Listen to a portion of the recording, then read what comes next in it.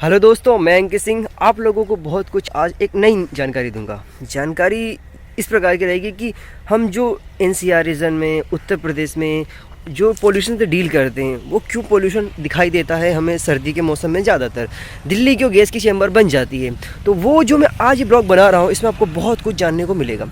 आप मेरे पीछे देखिए, ये सारा का सारा धान की खेती है।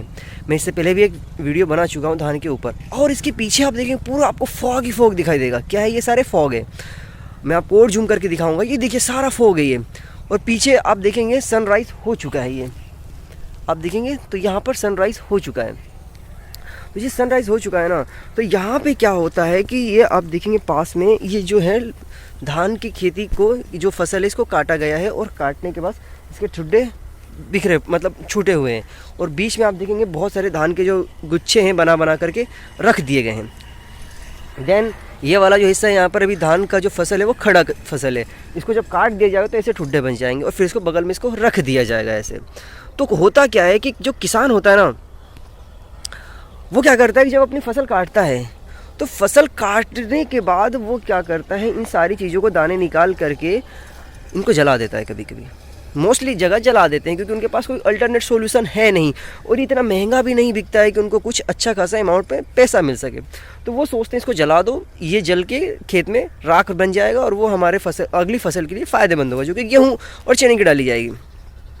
लेकिन ये जो है हमारे इन्वायरमेंट को नुकसान कर देता है, पोल्यूशन कर देता है, एयर पोल्यूशन कर देता है।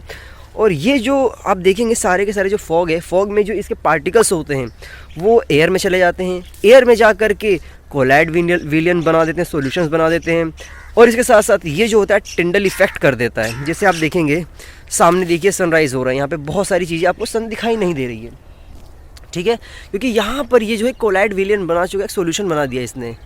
तो इस वजह से क्या होता है, हमें बहुत सारी चीज़ें जो होती है लाइट्स वाली वो दिखाई नहीं दे पाती हैं, और एक बिंब जैसा हमें दिखाई देता है, एक लाइट पॉइंट जैसा दिखाई देता है। तो एग्जैक्टली यही सारी चीज़ें होती हैं। और जब ये पार्टिकल्स एयर में जाते हैं, एयर में जाने के बाद क्या करते हैं, यहाँ पे स्मोक बना देते हैं, मिस्ट बना देते हैं, और ये जो होता है उन लोगों को ज़्यादा नुकसान पहुँचाता है जो कि हार्ट के पेशेंट्स होते हैं, जिनको ब्रीथिंग प्रॉब्लम होती है, श्वसन लेने में जिनको समस्या होता है, उनको ये सारी चीज़ें प्रॉब्लम क्रिएट करती हैं।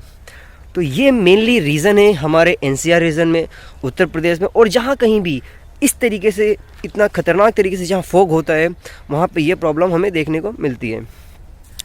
तो दोस्तों, मुझे जो नई चीज़ दिखाई दी मैंने आप लोगों को बताने की कोशिश किया। आई होप, मुझे उम्मीद है कि आपको ये सारी जो प्रैक्टिकली चीज़ें हैं ये कुछ और भी समझने में हेल्प कर रही होंगी।